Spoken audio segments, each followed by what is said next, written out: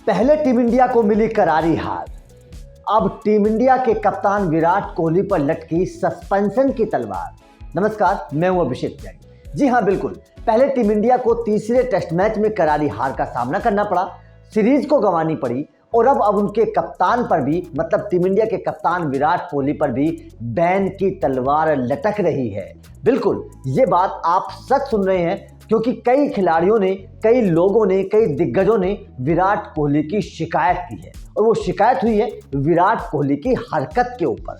दरअसल अश्विन का जो डीन एल्गर का एलबीडब्ल्यू का डिसीजन था, उसके बाद जो विराट कोहली ने स्टंप माइक में बोला, उसके बाद ये पूरा मामला गरमा गया है। इंग्लैंड के पूर्व खिलाड़ी माइकल वॉन, मतलब कप्तान माइकल वॉन ने शिकायत करी है कि बीसीसीआई को, आईसीसी को विराट कोहली के ऊपर बैन लगाना चाहिए। उसके बाद में दक्षिण अफ्रीका की तरफ से भी शिकायत हुई आईसीसी से कि विराट कोहली की इस हरकत पर कुछ एक्शन लेना चाहिए। और उसके बाद में अब ये खबर आ रही है कि विराट कोहली के ऊपर सस्पेंशन की तलवार लटकने लगी है। विराट कोहली के ऊपर आईसीसी आचार संहिता के तहत एक्शन ले सकता है, विराट कोहली के ऊपर बैन लगा सकता है कुछ मैचों का। दरअसल मैं आपको बता देता हूं कि बैन लगने और ना लगने के पीछे क्या वजह हो सकती है।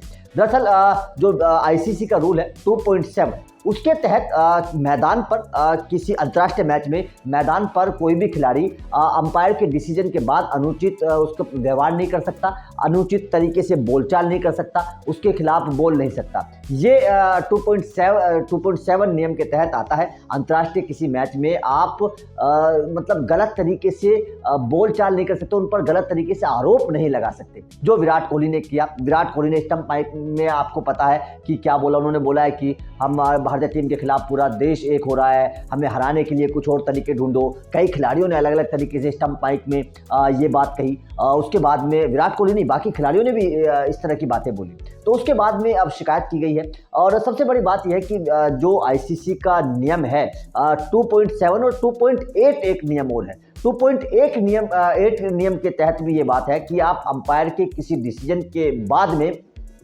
आप अनुचित व्यवहार नहीं कर सकते हैं, आप उस पर इस तरह की गलत टिप्पणी नहीं कर सकते हैं, इस तरह से गलत व्यवहार नहीं कर सकते, गलत बोलचाल का इस्तेमाल आप मैदान पर नहीं कर सकते हैं अंपायर के डिसीजन के बाद। तो ये दो नियम है 2.7 और 2.8। इन दोनों नियमों के तहत विराट कोहली दोषी है और अगर उन पर आईसीसी कड़ा फैसला लेती है तो जाहिर तौर पर उनको निलंबन झेलना पड़ सकता है। लेकिन सबसे बड़ी बात यह है, उनके लिए राहत की बात क्या है? राहत की बात यह है कि इस नियम का इस्तेमाल पिछले 2-3 साल से नहीं हुआ है।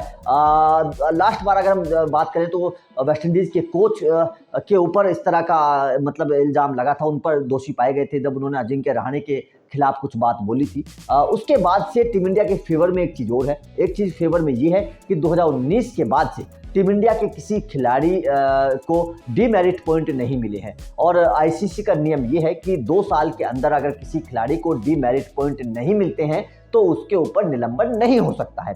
नियम यह है कि अगर किसी खिलाड़ी के ऊपर 2 साल में 4 डीमेरिट पॉइंट होते हैं तो वो निलंबित हो सकता है। तो इसलिए टीम इंडिया की राहत के लिए यह है कि 2019 के बाद से किसी खिलाड़ी के ऊपर डीमेरिट पॉइंट नहीं है। ये विराट कोहली के फेवर में एक चीज है। लेकिन फेवर में जो चीज नहीं है वो ये है कि विराट कोहली ने जो स्टंप माइक में बोला, जाहिर तौर पर वो चीज गलत थी। गौतम गंभीर ने, जो भारतीय क्रिकेटर है, उन्होंने भी इसकी आलोचना की। गौतम गंभीर ने भी ये बात कही थी कि आप तकनीक पर सवाल नहीं खड़े कर सकते। जो डीआरएस आपने लिया वो बॉल ट्रैकिंग में साफ साफ ये बात बताई जा रही थी कि गेंद स्टंप्स की लाइन से ऊपर थी। इसीलिए जब तकनीक बता रही है कि डीन एल्गर नॉट आउट है तो आप क्यों गुस्सा निकाल रहे हैं? आप स्टंप माइक में क्यों दक्षिण अफ्रीका पर आरोप लगा रहे हैं? क्यों उनके खिलाड़ियों पर, उनके बोर्ड पर, उनके सदस्यों पर इस तरह के आरोप लगा रहे हैं? तो ये कहीं ना कहीं विराट कोहली का जो गुस्सा था वो गौतम गंभीर ने गलत ठहराया। और मेरे हिसाब से भी कहीं ना कहीं विराट कोहली को अपने अग्रेशन पर काबू रखना चाहिए।